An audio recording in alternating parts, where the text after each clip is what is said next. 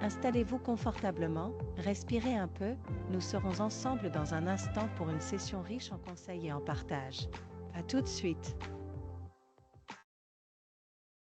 Bonjour à toutes, bonjour à tous. Voilà, je vois que beaucoup de personnes arrivent. Bienvenue. Nous allons parler ce soir d'un sujet que nous connaissons tous, je pense, qui est le stress, mais qui est souvent vu comme un sujet tabou, en tout cas un sujet négatif. Je suis très heureuse d'avoir à mes côtés pour parler de ce sujet un spécialiste qui est Benjamin Le Dantec.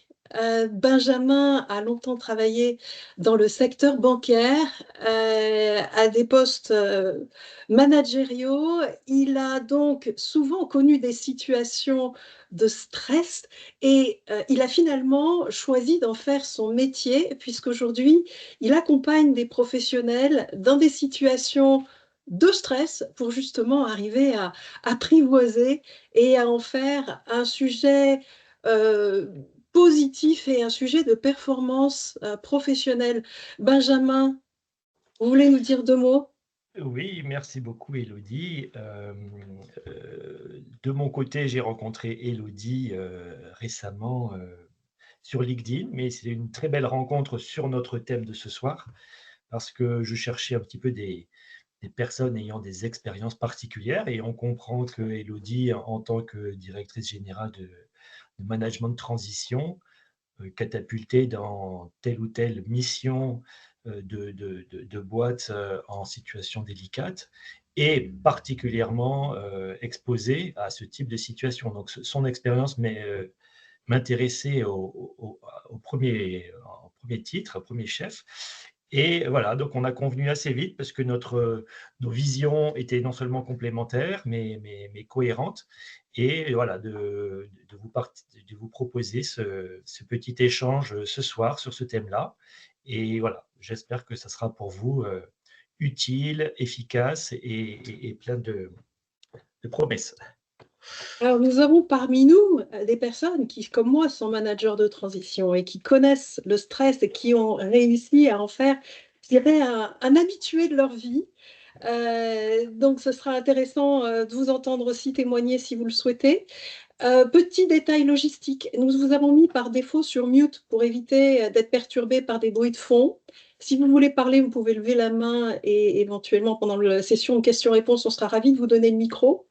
Vous avez dans la rubrique conversation un petit sondage. Est-ce que le stress est un sujet pour vous? On entend par là, évidemment, est-ce que vous vous sentez parfois stressé? euh, Qui sait, on pourra avoir des surprises et certains d'entre vous pourraient répondre non, mais on vous a mis le sondage néanmoins. N'hésitez pas à utiliser conversation pour la conversation, mais pour les questions-réponses, ça nous aiderait que vous cliquiez plutôt sur le petit point d'interrogation QR. Ça nous permettra avec Benjamin de modérer plus facilement les questions-réponses parce qu'en fait, ce qu'on voudrait, c'est que ce soit un webinaire très interactif. Nous allons discuter entre nous, Benjamin et moi, pendant 30 minutes, pas plus. Et ensuite, on aimerait bien avoir un dialogue avec vous, entendre vos questions, vos commentaires. Voilà, hein, on pense un format plutôt vivant. Donc, on a une première partie où on va vous parler en fait du stress pour le comprendre et une deuxième partie ensuite sur comment on en fait un levier positif. Benjamin, est-ce que vous avez des choses à ajouter Non, c'est vraiment l'idée de définir ce dont on parle. Et bien d'accord qu'on vit de ce point de vue-là une époque assez particulière du point de vue du stress. Et ensuite, voilà, naturellement, non seulement la biologie, mais l'esprit humain est capable de tirer parti de ce genre de stimulation, on peut dire. Bon, la saison est plutôt bien choisie pour ce sujet, puisqu'on arrive en fin d'année, les journées sont courtes. On dit que le manque de lumière peut générer aussi du stress. En tout cas, pour moi, ça joue pas mal. Au-delà du fait qu'effectivement, commençons par un exemple concret. Euh, Moi, j'arrive souvent dans des missions pour prendre les manettes d'entreprise, dans des situations que je ne connais pas.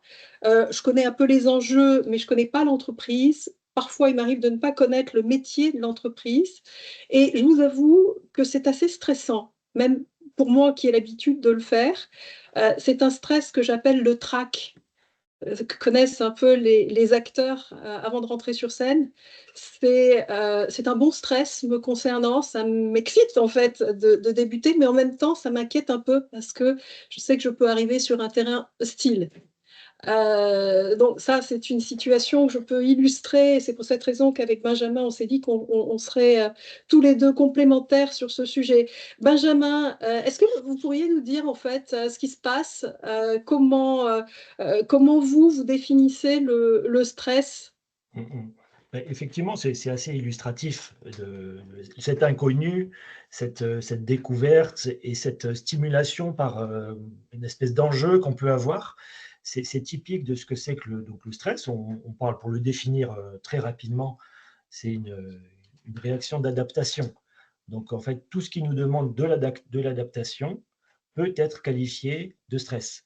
Et pour remonter un tout petit peu précédemment, en fait, toute l'activité humaine est générée par donc des circuits nerveux, on peut dire, qui nous mettent en mouvement, qui nous donnent des capacités de repérer ce dont on a besoin. Et tout ça, c'est également du stress. Et donc, pour commencer, c'est une chose positive, c'est ce qui nous porte, c'est ce qui nous amène quelque part, c'est ce qui nous permet de conquérir tout ce qu'on est amené à conquérir.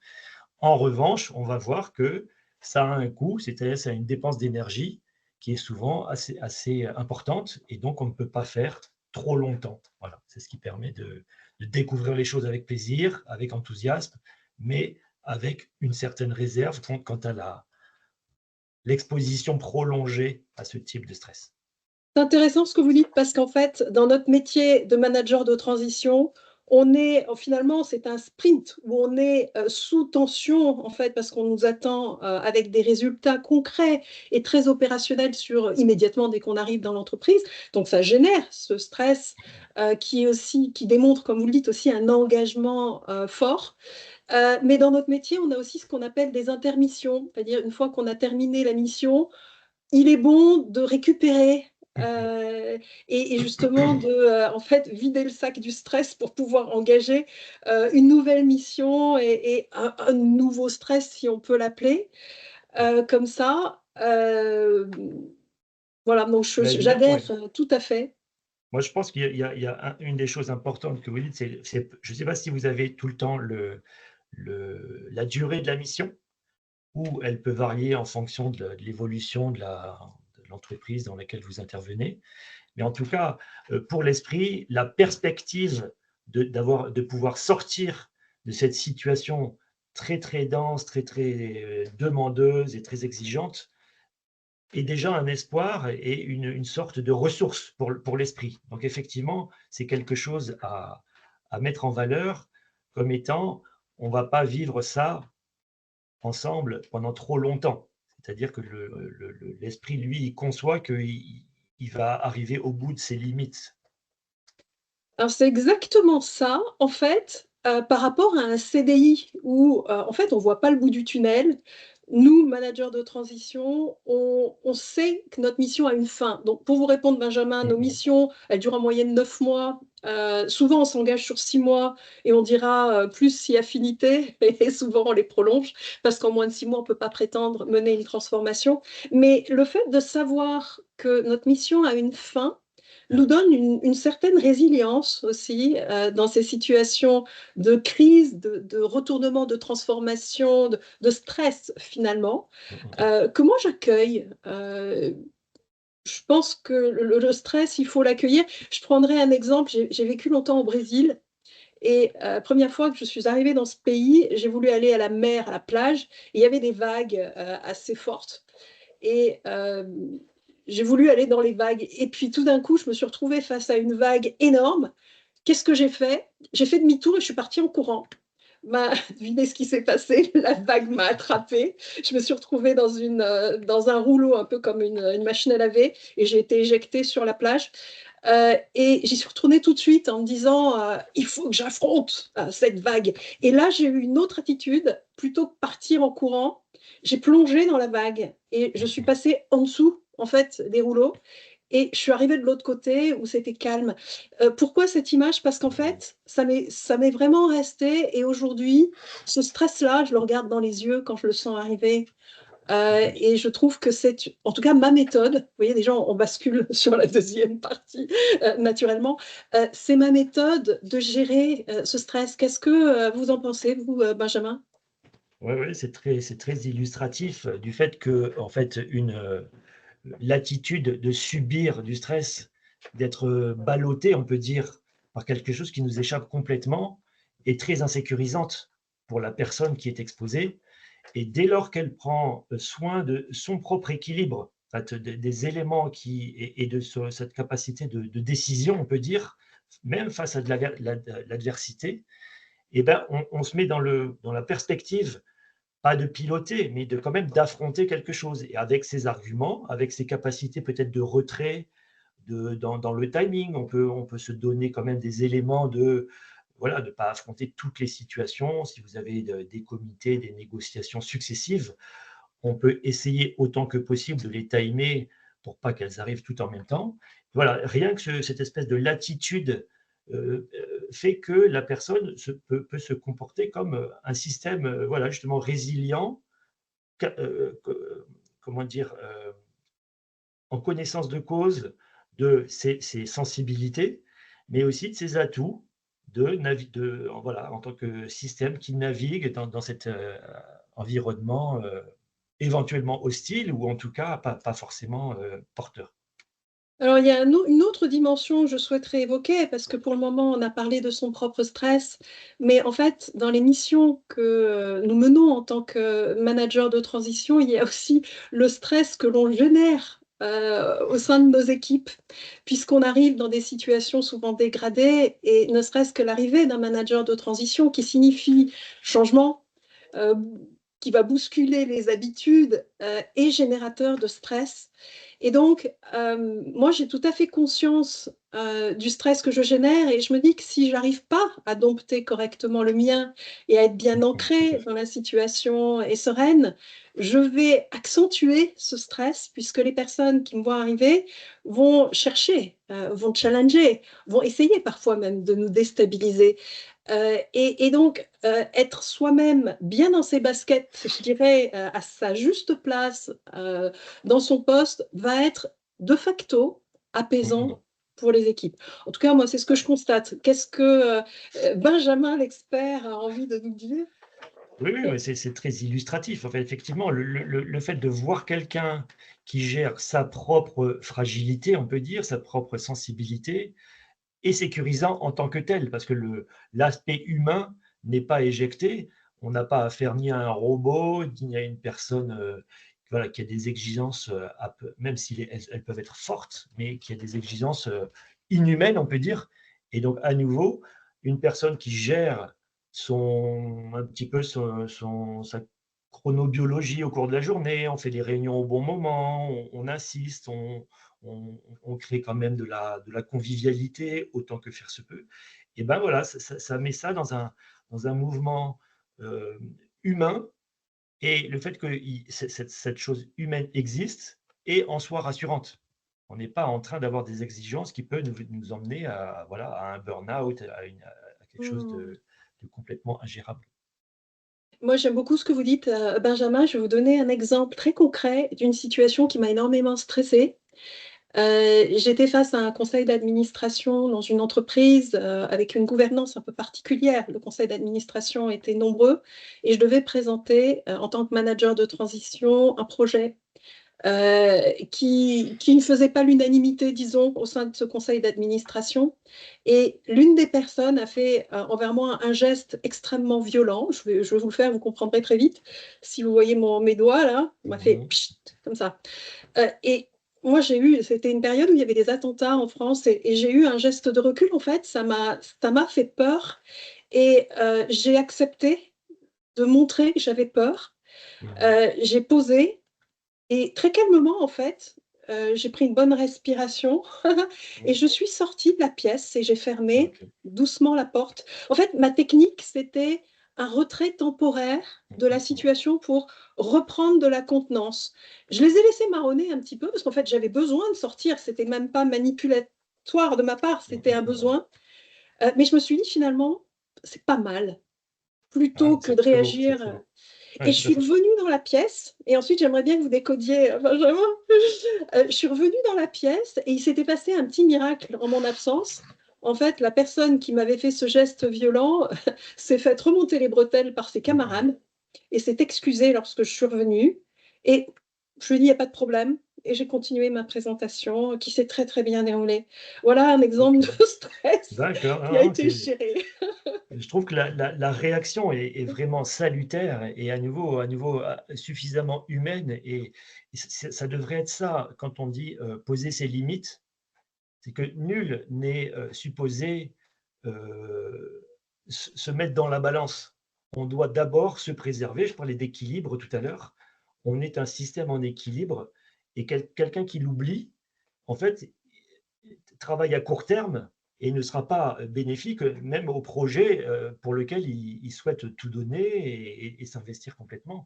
Donc, être une personne résiliente, y compris dans des situations voilà, très tendues, où on peut comprendre que ça existe, mais chacun a la première responsabilité d'être ce système résilient qui voilà, ne peut pas faire l'impossible.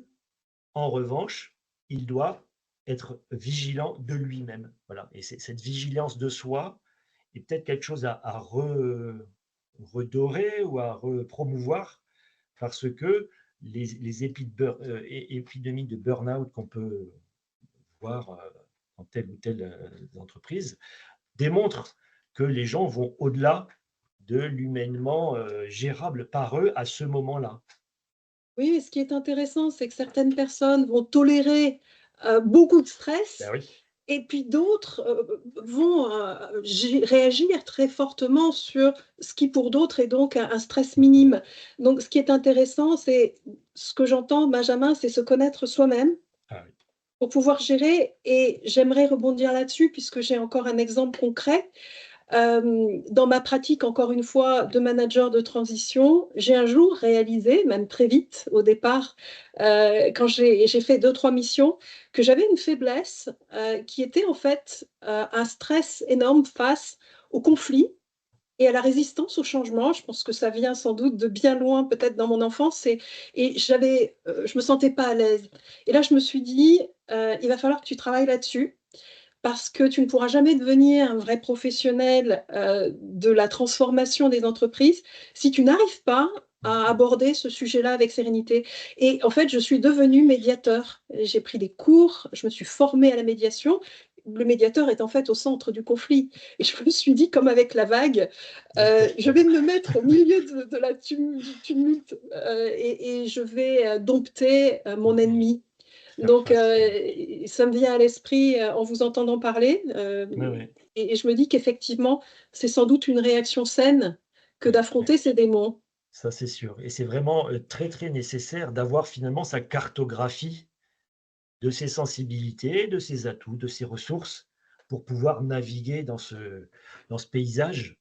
Et effectivement, les phénomènes, les actions peuvent être collectives, mais la santé est individuelle. Et Mm. personne ne peut préjuger de ce que ça va faire à quelqu'un d'autre, le même stress, la même situation, la même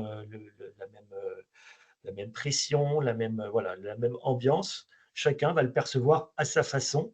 Et c'est vraiment à chacun d'intérioriser, de remarquer, de prendre un petit peu de distance avec ses propres sensibilités, sans les nier, mais voilà, à nouveau, en les, en les intégrant dans son action pour son bien durable et pour son action efficace dans la situation.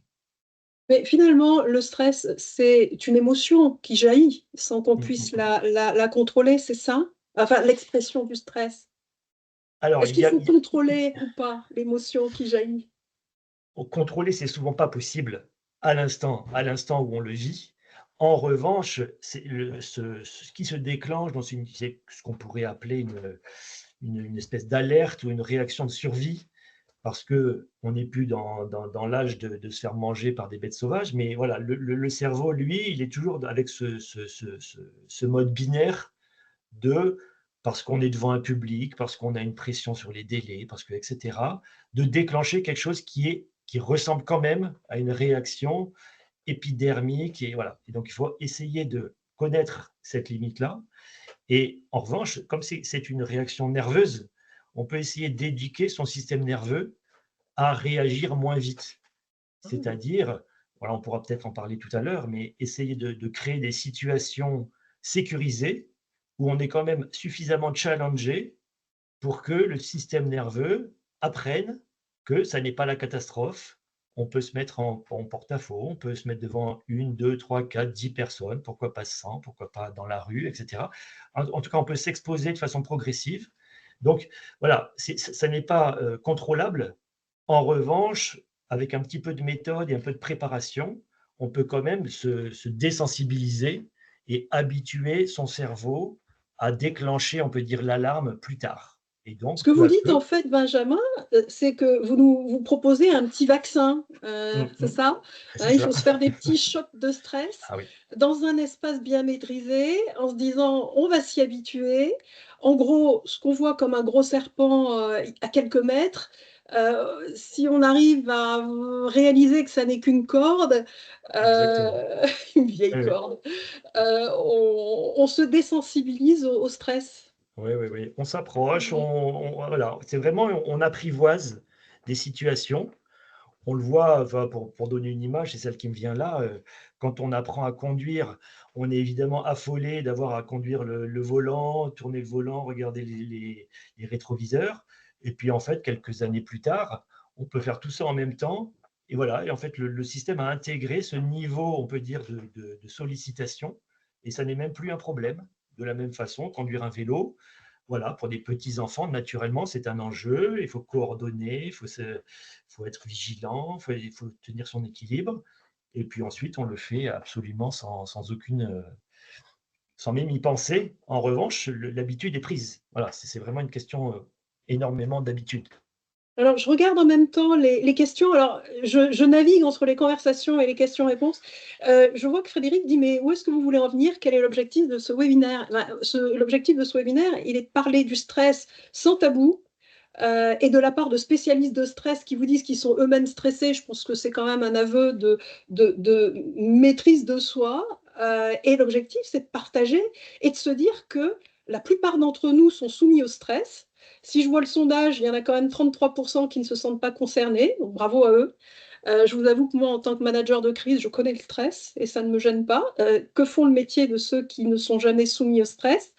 euh, Je serais très curieuse de le savoir. Restent-ils dans leur zone de confort ou gèrent-ils le stress de manière plus efficace que nous? Peut-être que vous serez capable de nous éclairer. Mais l'objectif de ce séminaire, il est vraiment de parler de ce sujet. Parce que clairement, aujourd'hui, on voit un monde anxiogène où on a de plus en plus d'informations qui nous sont balancées et que l'on doit gérer, de plus en plus de situations, une complexité professionnelle aussi et humaine que l'on doit gérer au quotidien, qu'on soit manager de crise ou tout simplement lambda dans l'entreprise. Il faut gérer la politique de l'entreprise, c'est source de stress, il faut gérer beaucoup de choses. Et donc, c'est un vrai sujet social et sociétal. Voilà pourquoi nous Ouais. sommes là et pourquoi on en parle.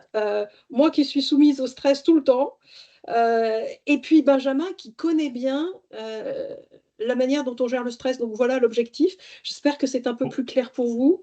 voilà, Euh, pour rajouter un mot, je crois que c'est vraiment nécessaire aujourd'hui que la compréhension du mode de vie stressant. En fait, je pense que ce qui a pu évoluer, le business, on peut dire, a toujours eu ses phases de choses difficiles, a toujours été un engagement, et donc ça, on peut dire que ça n'a pas changé, peut-être quoique. En revanche, l'environnement dans lequel on est, la densité d'informations, le numérique, la rapidité des déplacements, voilà, fait que on est dans un bain de tension quand même de base, et on voit que les jeunes générations qui sont encore plus numériques accusent le coup et payent le prix en fait physiquement mentalement et la capacité de concentration. Voilà, il y a quand même beaucoup d'éléments qui démontrent que les individus sont quand même souvent à la peine. Voilà. Et donc, ça veut dire que les professionnels ont la responsabilité de prendre ça en compte pour voilà, le vivre correctement et rester des espèces d'éléments de structure dans la société pour accompagner l'ensemble de la société de façon plus sereine. Parce qu'aujourd'hui, on n'a pas une société sereine et je pense que c'est un peu de la responsabilité des professionnels qui ont des objectifs clairs et chiffrés de prendre ce sujet à bras le corps. C'est clair. D'ailleurs, on parle beaucoup du slow management, c'est-à-dire prendre le temps pour soi, dans l'écoute de l'autre. Et finalement, moi, mon expérience récente avec l'intelligence artificielle me fait dire que si on arrive à travailler intelligemment avec l'intelligence artificielle pour qu'elle nous enlève des tâches à faible valeur ajoutée, on aura peut-être plus de temps pour soi. Peut-être, en théorie. Je discutais ce matin avec un manager de transition qui n'était pas d'accord avec moi, qui est peut-être présent dans la salle aujourd'hui et qui pourra s'exprimer, qui dit mais non, Élodie, on aura beau se soulager de certaines choses, on aura encore plus de stress parce que c'est la nature humaine et on continuera à tourner comme des hamsters dans notre petit trou. Ben moi, j'espère qu'on prendra le temps pour soi. Comme il nous reste que 3 minutes, je voulais juste partager avec vous un truc ou deux, parce que moi, face au stress, j'ai mes trucs à moi. Alors, il nous reste une demi-heure, Élodie. Oui, mais après, il y a les questions-réponses. D'accord, ok. On pourra encore traiter le sujet, oui, Oui. on ne va pas vous quitter, mais comme on avait promis de donner des trucs et des astuces quand même, alors moi, il y a la respiration parce que je chante et j'ai fait du théâtre et ça m'aide énormément de me mettre les épaules en arrière et parfois je m'éloigne quand je sais que je vais rentrer dans une zone de stress avant d'arriver en mission, par exemple, d'ouvrir la porte. Je fais quelques respirations et puis il y a autre chose aussi. En PNL, il y a une technique qui s'appelle l'ancrage et moi, je l'utilise fréquemment. Je me projette, quand je ne suis pas en stress, je me projette dans une zone de confort, un lieu que j'adore. Et en pensant à ce lieu, je fais un geste. Moi, je fais ce geste-là, qui est discret. Et en fait, je crée un ancrage, c'est-à-dire un stimuli physique, physiologique, avec quelque chose qui fait du bien. C'est un ancrage positif, je précise, parce qu'il peut aussi exister des ancrages négatifs. Je crée volontairement un ancrage positif. Ce qui fait que lorsque je suis en situation de stress, il suffit que je refasse ce geste, c'est un réflexe conditionné de Pavlov que tout le monde connaît, ça me remet inconsciemment dans mon lieu de confort. Et ce truc-là, un jour, quelqu'un m'en a parlé, je me suis dit, ça c'est drôlement bien, je vais essayer. Au début, je n'y arrivais pas. Et finalement, ça m'a beaucoup servi. Et c'est un petit truc. Voilà. Benjamin, est-ce que vous avez des trucs à partager avec nos auditeurs? Oui, oui, je rebondis sur cette image, cet ancrage. Je pense que, à nouveau, dans le contexte dans lequel on est, le besoin de muscler sa capacité à redescendre quand on est soumis à telle ou telle tension, voilà, est devenu majeur. Et donc, il faut s'entraîner, être un peu plus méthodique, on peut dire. On peut s'inspirer de ce que font maintenant communément les sportifs de haut niveau et qui entraînent leur capacité à rester calme dans des chaos de jeu, de situations. Voilà. Et donc, il y a quand même tout un tas de techniques qu'ils développent dont on peut s'inspirer. Voilà. Nous, dans le business, on n'est pas, je dirais, avec un chronomètre, avec une ligne de départ, et donc c'est un peu plus chaotique, on peut dire, que ça. En revanche, ce qu'ils développent peut nous inspirer comme étant voilà, vraiment profitable pour toute personne soumise à du stress. Et voilà. Et donc les grandes performances qu'on a vues aux Jeux Olympiques sont souvent accompagnées de méthodes de méditation, de respiration, de visualisation. Et effectivement, je rebondis sur l'image de l'ancrage. Voilà, pour faire référence par exemple aux vacances que l'on peut passer l'été, on se gorge de soleil, on profite de ça. Assez souvent, les personnes ont perdu le bénéfice de leurs vacances au mois d'octobre. Et le travailler de façon un peu plus méthodique serait de se replonger plus précisément, plus consciemment dans l'image de la forêt, de la plage, de la montagne qui vous a inspiré du calme et du repos, et de transporter cette image avec vous, un petit peu à l'image de ce que peuvent faire les comédiens à qui on demande un petit peu sur l'instant d'éclater de rire ou de pleurer. Mais en fait, ils ont une bibliothèque d'images en eux qui leur permet d'y accéder. Mais encore faut-il l'avoir visitée, celle-là, Mmh. l'avoir mentalement décrite de façon très précise. Qu'est-ce que vous sentez? Qu'est-ce que vous entendez? Qu'est-ce que vous ressentez? Quelle est la lumière, etc. Et ça veut dire que c'est dans votre bibliothèque intérieure mentale, c'est une ressource. Et donc, le jour où vous avez affaire à une situation, comme disait Élodie, très conflictuelle, avec un stress très particulier, vous pouvez être accompagné de cette image. Voilà, et c'est une des façons de faire baisser la tension, peut-être jusqu'à la prochaine pause, jusqu'à la prochaine ressource, ou jusqu'à la prochaine Donc, interruption. créons-nous une bibliothèque d'émotions positives. Je Tout vois à qu'il y a des fait. questions et qu'il est temps de passer aux questions-réponses. Alors, Élodie, avez-vous des recettes, puisqu'elle est pour moi cette question, pour transformer la pression en moteur pour les équipes avec lesquelles vous êtes amenés à travailler lors de vos missions? Oui, oui, oui. Alors, en fait, déjà, sa propre posture et sérénité est source, ça je l'ai dit tout à l'heure, de sérénité pour les autres. Il y a une sorte d'exemplarité qu'on peut avoir. Moi, j'ai souvent travaillé avec des CSE un peu excités par des situations. C'était pas contre moi qu'ils en voulaient, mais par exemple, pour nommer cet exemple-là, l'écoute active est importante. Quand on voit des personnes sous stress, il faut absolument les laisser s'exprimer. Et dans ces situations précises, avec des partenaires sociaux qui n'étaient pas rassurés, finalement, un des moyens de les rassurer, c'était de prendre un tableau blanc et de noter, en fait, les points de désaccord. Ah ben moi je pense ça, je faisais 2 colonnes, ben moi je pense ça, et vous pensez ça. Je suis médiateur aussi, hein, donc ça je l'utilise, c'est un truc de médiateur aussi. Quand on écrit, déjà, on prend le temps de visualiser. Donc je demandais même à mes équipes d'écrire au tableau ce sur quoi elles n'étaient pas d'accord. C'était un geste important d'écoute, et se mettre d'accord sur les désaccords est déjà une manière de faire baisser le stress chez les autres. Le stress est une peur, finalement, une peur souvent de perdre du pouvoir, de perdre des habitudes, etc. Donc, il faut comprendre quelle est la source du stress pour pouvoir la traiter. Et moi, c'est comme ça que je fais avec les équipes. Quand j'ai compris quelle était la source du stress, et parfois elle est différente pour différentes personnes, hein. Pour certaines personnes, la source du stress, ça pourrait être de changer une habitude qui finalement est relativement simple. Pour d'autres, c'est de perdre leur emploi. On est sur des échelles différentes. Donc, il faut écouter les uns les autres en mission, et les managers de transition qui sont parmi nous ce soir pour en attester.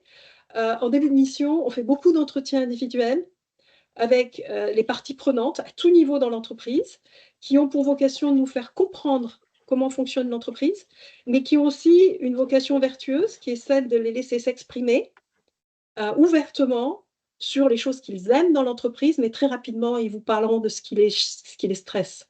Et c'est là où on touche en fait un bel outil. Voilà. Est-ce que vous voulez qu'on passe? Alors là, je vois que vous utilisez à la fois les conversations et les questions-réponses, si ça ne vous dérange pas. J'aimerais qu'on pivote sur les questions-réponses, le petit onglet questions-réponses. Comme ça me permettra de suivre le fil plus facilement. Benjamin, est-ce qu'il y a des questions, parce que je prie un peu de temps de parole, que vous souhaitez adresser? Oui, j'ai vu mentionner la boxe ou le théâtre. C'est vrai que toute chose qui, en particulier, unifie, donne du physique, pour revenir à nouveau à ce que c'est que la tension de l'époque, qui est essentiellement, puisqu'on passe beaucoup de temps maintenant sur les écrans, on a un problème de sédentarité. Donc, tout ce qui reconnecte le corps, voilà, le théâtre, on prend sa posture sur la scène, on s'inscrit un peu dans le, voilà, sur la scène. En boxe, naturellement, on échange, on est perturbé. Alors, on pourrait dire que ce n'est pas si sécurisé que ça, un, un cours d'entraînement de boxe. En revanche, voilà, ça l'est quand même. Et le fait d'être déstabilisé, on a quand même des protections. Voilà. Et en fait, ça demande de coordonner à la fois son corps, sa perception, son efficacité, son retrait, l'équilibre entre sa capacité, sa respiration. Très important, la respiration. C'est un élément vraiment central de toute, Élodie en parlait tout à l'heure, d'abord respirer. Voilà. Quoi qu'il vous arrive, pensez déjà avoir consciemment respiré et autant que possible une respiration basse parce que voilà, ça entraîne, ça stimule et ça soutient le stress, le repos, la C'est un lapsus relaxation. révélateur, ça, Benjamin. Bon, mais effectivement, et tout à l'heure, Benjamin, je voulais rebondir, vous parliez de la visualisation. Visualiser une situation pour pouvoir appréhender les choses, pour moi, est aussi un facteur de baisse de stress. Je rebondis sur quelque chose là, sur les questions-réponses, mais je vois que vous êtes toujours sur le fil de la conversation, je vais y retourner. Quelqu'un parle de l'intermission comme source de stress, c'est Christophe qui parle de ça, et je trouve que c'est intéressant parce que ce qu'on pourrait envisager comme, au contraire, entre deux missions, l'opportunité de se ressourcer, de se relaxer, peut-être pour certains, une source de stress. Pourquoi? Parce qu'on ne sait pas quand recommencera une prochaine mission. On est dans l'inconnu. Il y a le stress financier, il y a aussi le stress du vide, puisque quand on est en mission, on est sur une temporalité très dense en fait, et tout d'un coup ça s'arrête.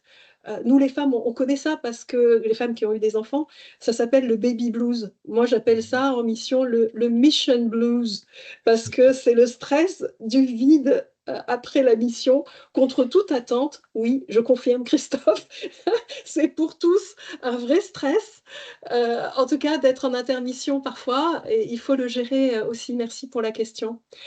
Je vois une question sur les neurosciences, peut-être plutôt pour Benjamin. En quoi les neurosciences peuvent soutenir et aider à contrôler son stress? Tout ce qui est la compréhension au niveau de notre fonctionnement, et ça a mis enfin, en tout cas dans l'élément que je suis en train d'étudier en ce moment, c'est le, la répartition, on va dire l'organisation du système nerveux. Tout le monde maintenant connaît le système sympathique d'action, voilà, qui à nouveau c'est celui qui est hyper stimulé en ce moment dans nos modes de vie.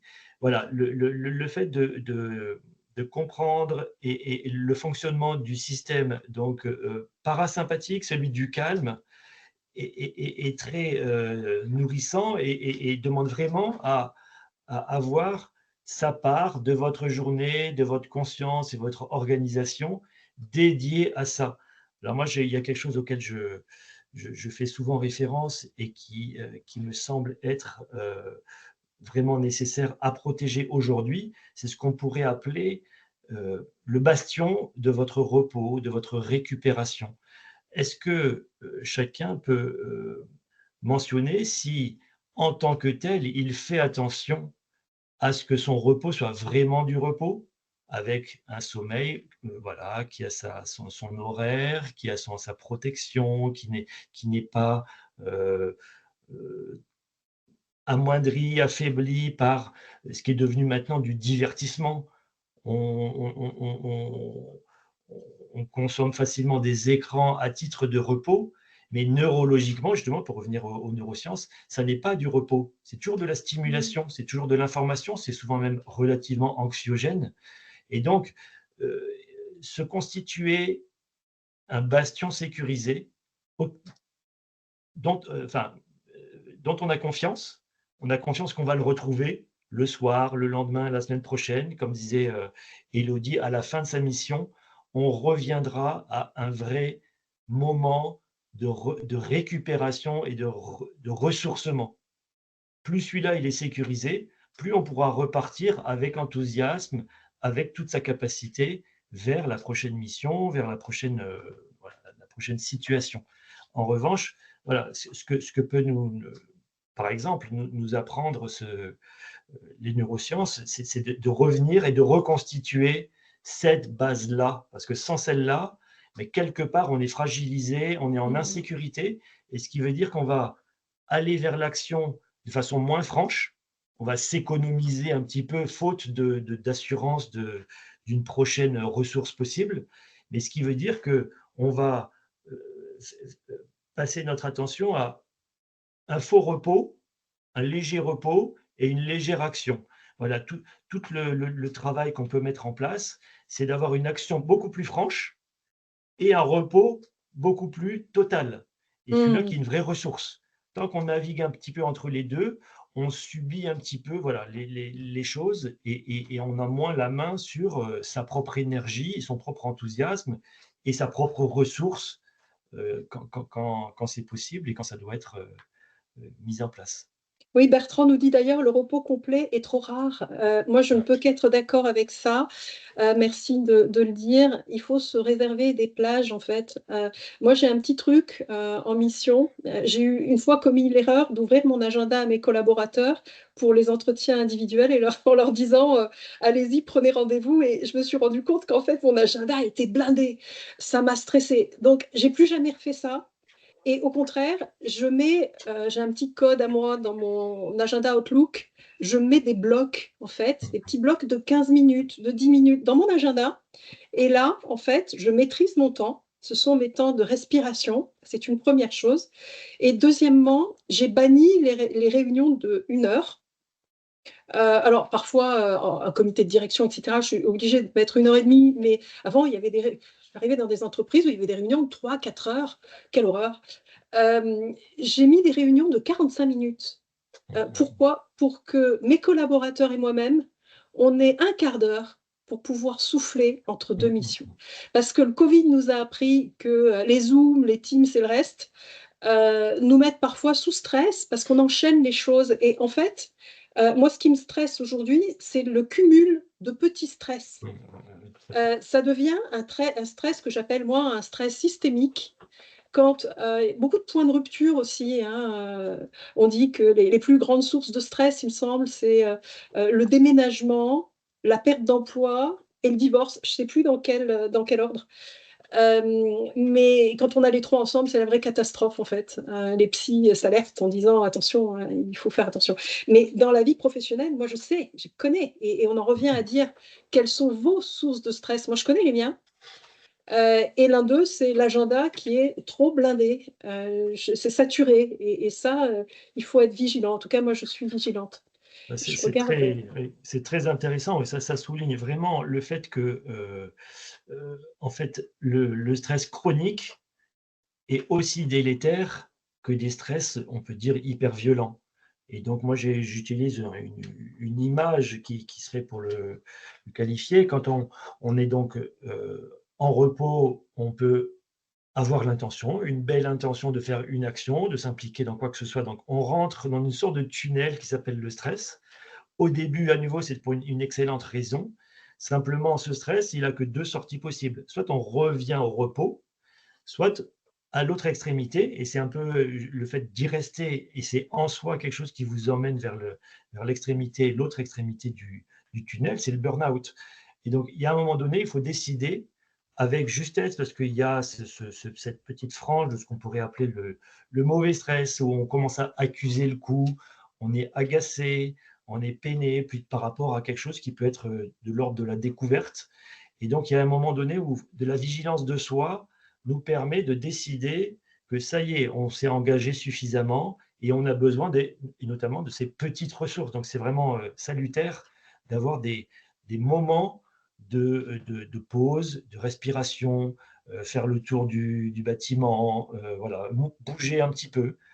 Une des choses qu'on peut conseiller, c'est de ne pas avoir de fauteuil trop confortable, parce que l'inconfort, quelque part, vous porte au moins à vous déplacer de temps en temps, monter une volée d'escalier, descendre quelque chose. En tout cas, s'il y a un côté, remettre du physique permet de tempérer la charge mentale, la tension mentale. Alors, j'aime beaucoup Benjamin. Moi, j'ai aussi un truc en mission. Quand j'ai une réunion en one-to-one au bureau, j'ai beaucoup travaillé là, dans ma dernière mission dans des open space. Eh ben, je prends la personne et on va faire un tour.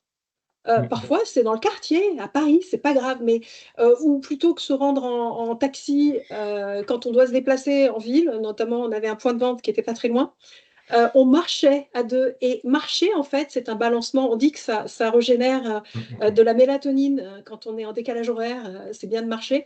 Bah, là, pareil, en fait, marcher à deux et parler en marchant sur le trottoir, ça nous permettait aussi de lâcher l'écran et de discuter dans un autre cadre que celui du bureau. Alors, je voulais juste faire cette petite parenthèse avant de rebondir sur des réactions très intéressantes. Une spécialiste des neurosciences, donc Moira, merci, nous dit qu'elle a un background qui lui a permis de gérer le stress. On en revient au petit vaccin peut-être. Moi, j'ai déménagé 30 fois dans ma vie, donc j'ai compris que le déménagement pouvait être une source de stress, mais ne l'était plus pour moi. Et me préparer au métier que je fais actuellement. Donc oui, c'est ça, hein, il faut voir un petit peu comment on fonctionne et comment on a fonctionné. Une personne dit, Bertrand, s'interdire de travailler le week-end, ben moi je vous avoue que si parfois j'ai beaucoup de choses à faire et que je ne fais pas un tout petit peu le week-end, ça me stresse. Encore plus, j'ai l'impression de procrastiner. Donc je ne vais pas dire que je m'interdis de travailler le week-end. En revanche, parfois, si j'ai envie de prendre une demi-journée en semaine, je vais le faire sans scrupule parce que je sais que c'est mon moment à moi. Donc, je pense que pourquoi se fixer une règle du week-end ou pas week-end, etc. Mais moi, je pense qu'il faut vraiment penser à ces moments d'échappatoire. Quelqu'un qui dit mes sources du stress, l'incertitude, la puissance, la peur de l'abandon. Oui, oui, oui. Le manque de reconnaissance, c'est un énorme stress. Alors, j'adore ça parce que ça veut dire qu'il y a des stress invisibles, en fait. Le manque de reconnaissance, on n'y aurait peut-être pas pensé. Quoi d'autre Benjamin, est-ce que vous voyez des réactions sur lesquelles vous avez envie de commenter? Oui, sur les peurs et sur le manque de reconnaissance, effectivement, à nouveau, il faut envisager d'abord qu'est-ce que vous pouvez faire pour vous, vous donner cette reconnaissance ou vous donner un challenge qui n'est pas forcément de réussir par rapport, si c'est un manager qui ne vous donne pas cette reconnaissance, au moins d'avoir vous-même votre propre petit exercice qui peut vous dire que ben, ça, je l'ai réussi, aujourd'hui je l'ai réussi, je l'ai délivré, j'ai été mieux que prévu, plus rapidement que prévu, plus abouti. Voilà, d'avoir vous des éléments plus précises que j'attends de mon manager qu'il m'exprime sa reconnaissance et son. Voilà, peut-être vous donnez une partie de cette reconnaissance en tant que vous qui êtes dans cette société et qui voyez que ça vous permet quand même de vous améliorer sur tel ou tel point. Voilà, ça sera une satisfaction pour vous qui sera un premier élément quelque part de reconnaissance. Voilà. Après, on peut la demander explicitement s'il y a besoin. On peut se sentir de la, voilà, de la demander si on. J'adore le terme de faire l'entreprise buissonnière. Ça me parle. Je dis pas qu'il faut le faire souvent, mais pourquoi pas une fois de temps en temps. En fait, on est dans un monde et surtout les jeunes générations aiment bien travailler comme elles veulent, quand elles veulent, d'où elles veulent. Il y a cette quête de sens, en fait. Et je pense que quand on arrive à un certain âge, on a notamment encore plus besoin de cette quête de sens aussi, comme les jeunes générations. Et donc, s'octroyer le droit, parfois de dire non. Là, je m'adresse aussi à mes compagnes, les femmes, parce qu'on doit aussi tous, et beaucoup les femmes, apprendre à dire non au stress, non, mais de manière sympathique, hein, mais parfois aussi se protéger. Qu'est-ce que j'entends dire d'autre ou lire plutôt? Travailler le week-end, peut-être soupape pour éviter le stress du lundi. Oui, oui, c'est ce que je disais tout à l'heure, tout à fait d'accord, Pascal. Mais il faut préserver le cercle familial. Et oui, oui, c'est sûr que là aussi, il faut avoir un bon équilibre vie personnelle et vie professionnelle. Je suis mal placée pour en parler de temps en temps. Si mon mari, qui était là tout à l'heure, écoute, il doit se dire bah, de quoi parle-t-elle? Elle parle du stress. Elle est très stressée parfois, ma femme. Bah oui, c'est vrai. Je le suis et Je je le sais. rebondis. Oui, pardon, Elodie. Je rebondis sur le terme sanctuariser. C'est un peu ce que je voulais mentionner par le bastion. Il y a quelque chose qui est salutaire de sanctuariser, effectivement. Et ça, c'est sa propre forme et sa propre endurance en particulier. Donc, ce qui vous nourrit a besoin d'être sanctuarisé. vos limites en termes de, voilà, de ce dont parlait Élodie sur les conflits, etc. Si vous avez des limites, c'est nécessaire et ça aussi, c'est à sanctuariser.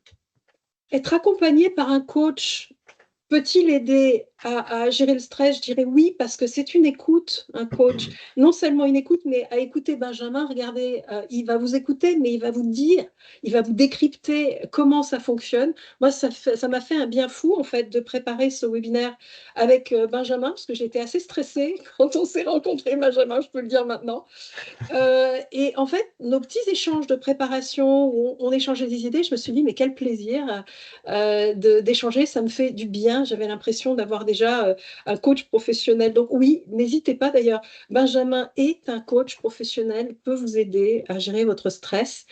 Et puis, pourquoi pas aussi le stress des gens autour de vous, que ce soit dans votre vie personnelle et professionnelle. Ne pensons pas qu'à son stress à soi, mais à comment on va pouvoir libérer aussi les équipes dans notre vie professionnelle. Quelqu'un a mentionné avec beaucoup de justesse tout à l'heure, donner de l'écoute et de la reconnaissance.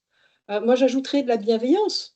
Sans complaisance, on n'est pas obligé d'être complaisant, mais on peut être bienveillant avec les gens. Moi, j'ai tendance à dire, pas tendance d'ailleurs, dans notre métier, qui est donc le management de transition, moi, tel que je le vois, je suis sans pitié pour les enjeux qu'on traite. Parce que là, il faut du résultat. En revanche, avec les gens, les personnes, je suis humaine et accessible. C'est le cadeau que je leur fais en arrivant et en mettant avec eux pendant une durée, qui est la durée de la mission. C'est parfois de leur montrer un autre type de management. Un management qui sera à l'écoute, qui sera non pas gentil, mais bienveillant. C'est un peu un mot bateau, bienveillant, j'aime pas trop, mais comment dire, qui va apporter de la valeur à l'humain. Et ça, c'est très important.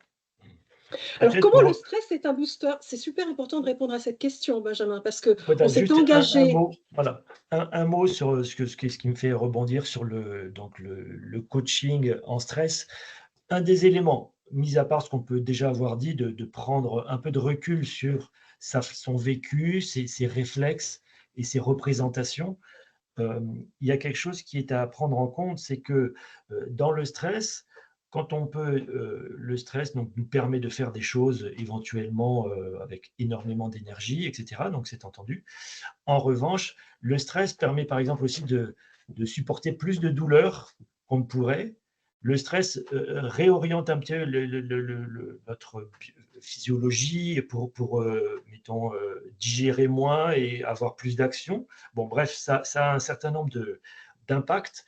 Et le fait qu'on puisse supporter de la douleur, quelque part, on se déconnecte un peu de ces sensations. Et donc, on perd un peu de lucidité de soi. On disait que c'était très important d'avoir sa propre lucidité pour connaître ses limites.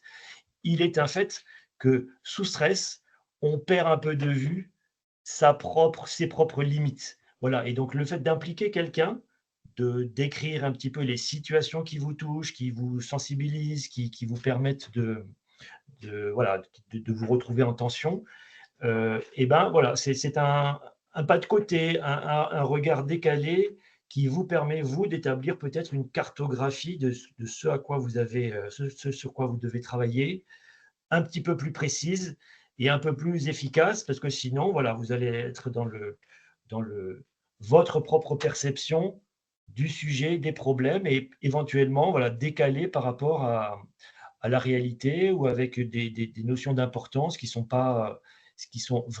réellement impactants pour vous. Alors, comment le stress est un booster? Moi, j'aimerais y répondre de manière aussi très pragmatique. C'est comme quand, si vous n'aviez pas de nerf au bout du doigt, lorsque vous touchez le feu, vous ne retireriez pas votre main. Eh bien, pour moi, le stress, c'est ces petits capteurs, en fait, qui me font me sentir vivre et réagir. Et pour moi, c'est devenu, en fait, une sorte de j'attends le stress avec impatience, le bon stress, parce que quand on sort de sa zone de confort et qu'on ressent les choses, on se sent utile en fait, et on élargit aussi sa zone d'inconfort. Plus on pousse gentiment ses limites, on l'a dit tout à l'heure, plus on est boosté. Et pour moi, ce stress, c'est réellement un moteur d'énergie positive. Je me suis dit un jour, le jour où je suis plus stressée avant de débuter une mission, c'est que je commence à devenir mauvaise dans mon métier, il faut que j'arrête. Donc, je vous rassure, je suis toujours stressée de ce gentil trac. La veille d'une mission, je dors pas bien, mais c'est un mélange en fait d'appréhension, un petit peu, une petite couche d'appréhension, mais beaucoup d'excitation positive. Le stress peut être positif. Et je pense que le jour où j'ai réussi à avoir une minorité d'appréhension et un maximum d'envie, et c'est ce stress-là, je me suis dit, ça c'est chouette. Et finalement, ce qui m'empêche de dormir, c'est moins les problèmes que l'appréhension positive de l'aventure qui va démarrer. Donc, regardons le stress comme une aventure. En tant que médiateur, souvent, j'utilise le chiffre 6 que je dessine sur la table ou sur un morceau de papier face aux personnes que j'accompagne. Et que voyez-vous? Je leur dis, et eux, ils voient un 9, moi, je vois un 6. Donc, en fait, la notion du stress est aussi toute une notion de perspective. Où est-ce qu'on se situe? Est-ce que c'est un verre à moitié vide ou un verre à moitié plein? Et en fait, c'est cette perception-là qu'il faut travailler au niveau de sa neurologie, de sa perception. Essayons de voir ce qu'on a envie de voir du stress, c'est-à-dire ce qui va nous booster, ce qui va nous porter et nous donner envie de nous dépasser.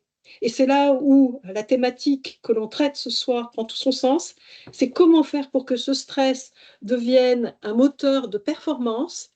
Eh bien, on y a un peu répondu et j'aimerais qu'on résume parce qu'on va bientôt se quitter. Il est un moteur de performance quand on arrive à générer en nous cette notion d'envie et de côté très positif. Hein, Benjamin, et puis il faut qu'on se laisse une petite minute pour se quitter quand même avant que tout le monde ne parte. Merci Christophe de partager, Pascal aussi, merci de vos commentaires, hein, on les lit.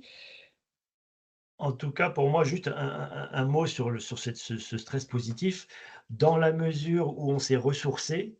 Et pour le dire, c'est pour ça que je parlais du divertissement qui est un peu néfaste. C'est-à-dire que quand le repos devient du divertissement, il n'est pas ennuyeux en tant que tel, alors que normalement le repos, la ressource, elle dans son côté enrichissant, il n'est pas ennuyeux, mais quand même on ne fait rien et on recharge ses batteries et on est plein d'enthousiasme pour retourner dans l'action. Dans la mesure où on a cet équilibre entre période de ressources et donc action enthousiaste, conquérante, et cetera, et ben voilà, cette alternance-là est saine. Dès lors qu'on dépasse un peu sa limite, on retombe dans on est ballotté, on est malmené et puis on subit un peu cette situation et quelque part là, on est en mauvais stress et puis on perd l'enthousiasme et on perd, voilà, son initiative en tout cas et donc Bon, le alors du le bon coup, équilibre. la notion d'équilibre est importante. Gardons de la bienveillance pour soi-même, ménageons je dirais, nos points d'amélioration, soyons conscients de nos limites, trouvons des moments pour s'échapper, voyons les petits trucs et astuces. Pour certains qui ont posé la question, oui, il y aura un replay de ce webinaire. Il vous sera transmis bientôt à toutes les personnes qui se sont inscrites. Et qu'on tient avec Benjamin à remercier chaleureusement pour votre participation active, même si elle est muette, mais compte tenu du nombre de participants, on ne pouvait pas se permettre d'ouvrir le micro, malheureusement. On le ferait volontiers en petit comité. Mais continuons à échanger, si vous le voulez bien, en off. Pour ceux qui ne nous connaissent pas, connectons-nous sur LinkedIn. N'hésitez pas à faire des commentaires lorsqu'on mettra le replay en ligne pour continuer l'échange. Moi, je dirais prenons soin les uns des autres et prenons soin de nous avant tout. Charité bien ordonnée commence par soi-même. Si on n'est pas stressé, on pourra aider les autres. Comme dans l'avion, on met d'abord le masque sur soi avant de le mettre sur les autres. Mais faisons-nous du bien entre nous, créons des communautés bienveillantes. Lorsque nous avons des environnements de stress, je pense que l'appui sur les autres et le fait de reconnaître qu'on a un stress est déjà une manière de s'en séparer de manière positive. Voilà, je tiens à vous remercier. Benjamin, vous voulez Merci dire le mot de la beaucoup. fin? Un dernier mot pour moi, c'est que donc à nouveau, on en a parlé plusieurs fois, l'époque est stressante. Je pense qu'on arrive à un certain excès de ce point de vue-là de la modernité, mais ce signal d'un certain excès de stress est justement pour nous éventuellement l'occasion de revenir pour réunifier notre esprit, notre système nerveux et nos émotions et notre corps. Et c'est à l'occasion de ça qu'on pourra finalement quelque part être à la hauteur de la modernité et aller vers quelque chose qui fait on porte les fruits de cette modernité. Voilà. Voilà, je vous ai mis un Merci. petit smiley pour dire au revoir. Merci de votre participation sur ce sujet que je Merci trouve beaucoup. passionnant. Prenez bien soin de vous et de votre stress pour que, à votre tour, il vous le rende bien et de manière positive. Merci infiniment. Excellente soirée et à très bientôt. Merci à tous. Au revoir. Au revoir.